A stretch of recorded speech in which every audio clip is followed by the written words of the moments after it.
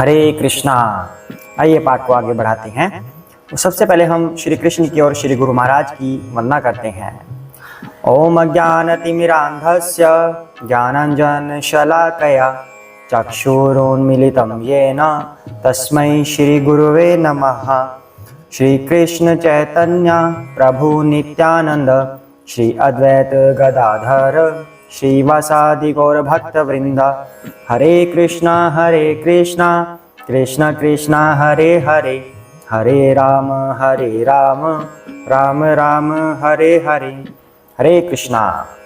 तो कहाँ तक पाठ हो गया था? दोनों सेनाएं आमने सामने खड़ी हैं। दुर्योधन अपने गुरु के पास आए हुए हैं, गुरु द्रोणाचार्य जी के पास आए हैं। और पहले उन्होंने सामने वालों की सेना के बारे में बताया कि कौन कौन से योद्धा हैं, फिर अपनी सेना के बारे में बताया कि कौन कौन से योद्धा हैं। उसके बाद भीष्म पितामह ने शंख बजाया, बड़ी जोर से गर्जना की शंख की। तो उसके बाद श्री कृष्ण ने और अर्जुन ने शंख बजाए और उनके शंखों को दिव्य कहा गया। और इसके पीछे दिव्य कहने का क्या अर्थ है? जो भीष्म पितामह ने बजाया या कौरवों की साइड से जितने भी शंख बजे उनको दिव्य नहीं कहा गया, हालांकि वो बहुत जोर से बजे थे, लेकिन श्री कृष्ण और अर्जुन के शंखों को दिव्य कहा गया। इसको दिव्य कहने का क्या अर्थ हुआ? सबसे पहले तो ये कि श्री कृष्ण स्वयं भगवान है, परम पुरुषोत्तम भगवान, सबके आदि जो श्री कृष्ण हैं, वो जहां पर खड़े होंगे इसका तात्पर्य क्या हुआ कि धर्म उसी साइड है। पांडव धर्म का युद्ध लड़ रहे थे, श्री कृष्ण पांडवों की साइड में है। दूसरी तरफ क्या बात होती है कि पांडव धर्म की साइड तो है ही, उसके साथ जहां पर धर्म होगा वहां पर लक्ष्मी भी वही होंगी जहां पे भगवान होंगे।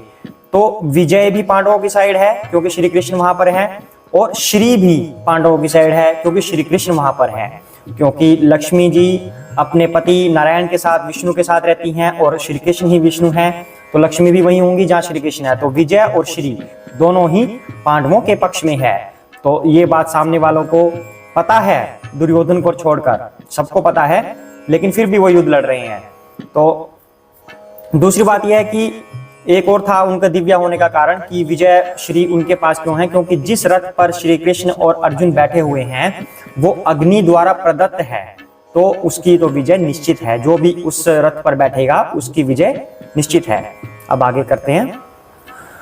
पांचजन्यम ऋषिकेशो देवदत्तम धनंजयः पौंड्रम दद्मो महाशंखम भीमकर्मामवृकोदरः। भगवान कृष्ण ने अपना पांचजन्य शंख बजाया, अर्जुन ने देवदत्त शंख तथा अति भोजी एवं अति मानवीय कार्य करने वाले भीम ने पौंड्र नामक का भयंकर शंख बजाया।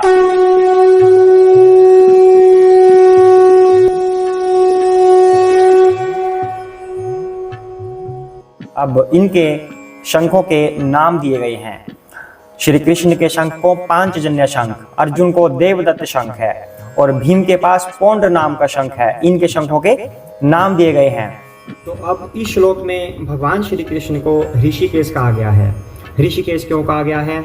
कौन होता है ऋषिकेश? ऋषिकेश उसे बोलते हैं जो इंद्रियों का स्वामी होता है। तो भगवान श्री कृष्ण सबकी इंद्रियों के स्वामी हैं।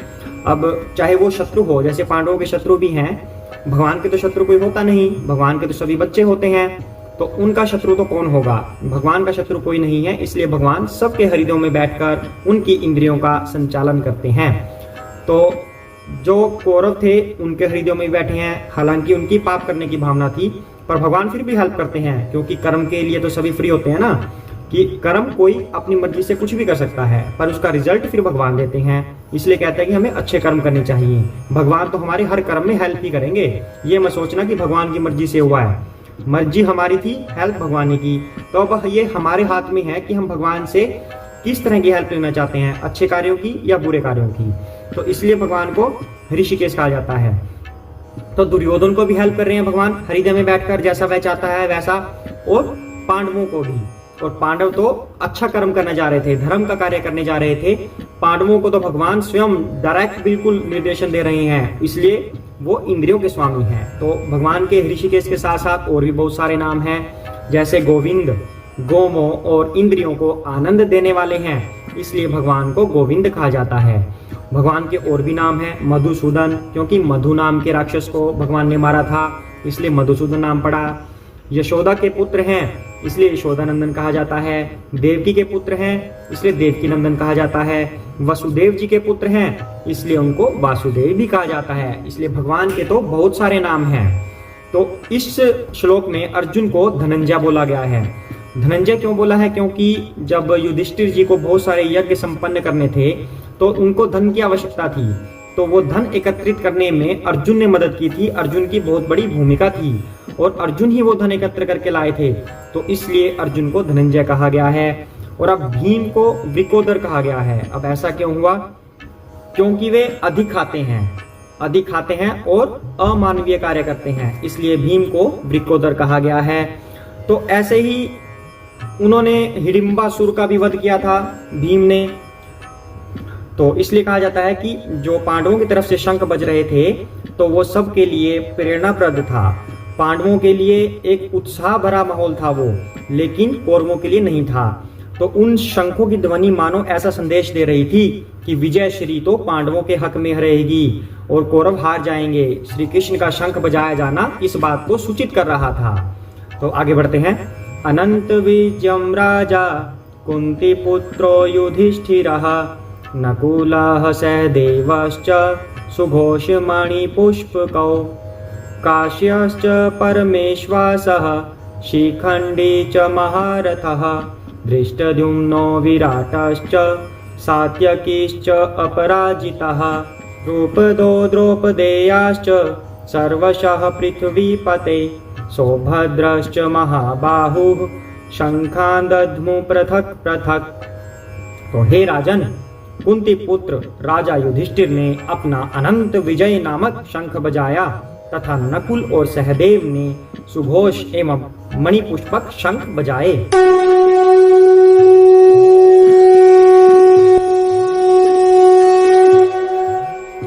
महान धनुर्धर काशीराज परम योद्धा शिखंडी धृष्टद्युम्न विराट अजय सात्यकी द्रुपद द्रौपदी के पुत्र तथा सुभद्रा के महाबाहु पुत्र आदि सबों ने अपने अपने शंख बजाए। तो यहाँ पर जो कौरवों ने शंख बजाए थे उनका कोई नाम नहीं था, ना ही उनको दिव्या बोला गया था, पर पांडवों के शंखों के नाम भी थे। श्री कृष्ण का पांचजन्य शंख और अर्जुन के शंख को देवदत्त शंख बोला गया, भीम के शंख को पौंड्रक शंख बोला गया, नकुल और सहदेव के सुघोष और मणिपुष्पक क्रमशः ऐसे शंखों के नाम हैं। तो ऐसे सब के शंखों के नाम हैं, क्योंकि ये खुद भी दिव्य हैं और पवित्र कार्य करने वाले हैं, धर्म का साथ देने वाले हैं, इनके शंख भी दिव्य हैं। तो संजय ने राजा धृतराष्ट्र को बड़ी चतुराई से ये सब बात बताई कि जो धोखा करने की मंशा आपकी है पांडवों के साथ, आप उसमें कभी सफल नहीं होंगे।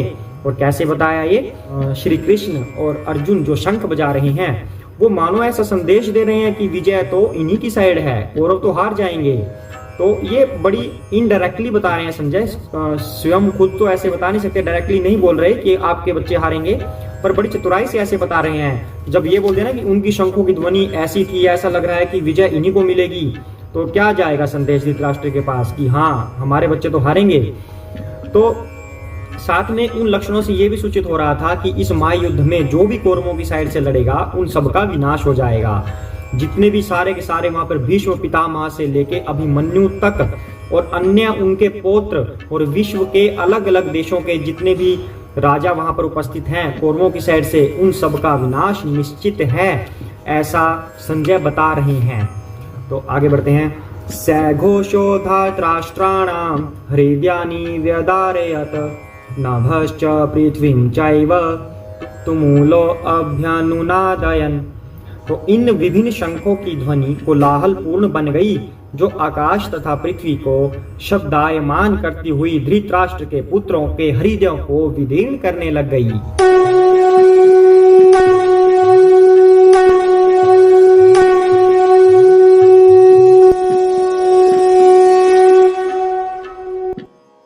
कह रहे हैं कि जो उन्होंने शंख बजाए, अर्जुन ने और श्री कृष्ण ने, भीम ने, उन सब ने जो शंख बजाए, उससे इतना कोलाहल पूर्ण वातावरण बन गया, आकाश में इतना शोर मच गया कि कौरवों की साइड से सभी लोगों के हृदय विदीर्ण हो गए।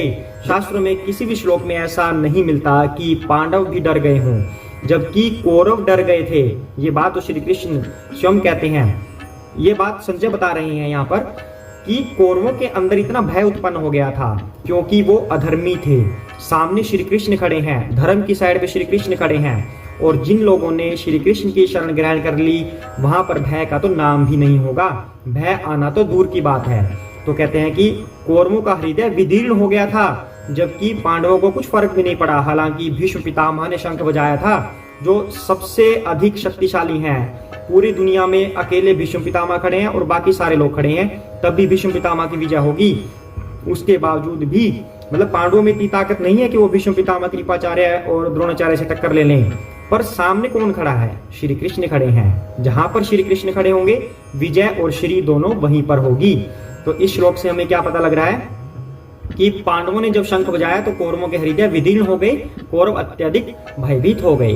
तो हमें आज के इन श्लोकों से क्या पता चल रहा है कि हमेशा हमें भगवान की शरण ग्रहण करनी चाहिए, कभी अधर्म का साथ नहीं देना चाहिए, हमेशा धर्म की साइड रहना चाहिए। अगर हम धर्म की साइड रहेंगे तो भगवान श्री कृष्ण हमारे साथ खड़े होंगे और हमारी रक्षा करेंगे।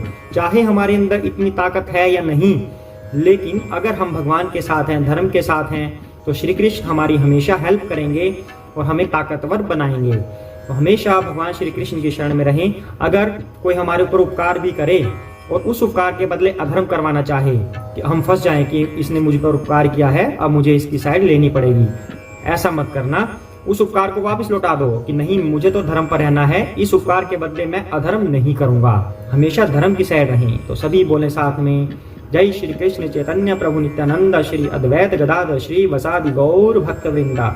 हरे कृष्ण कृष्ण कृष्ण हरे हरे, हरे राम राम राम हरे हरे, हरे कृष्णा।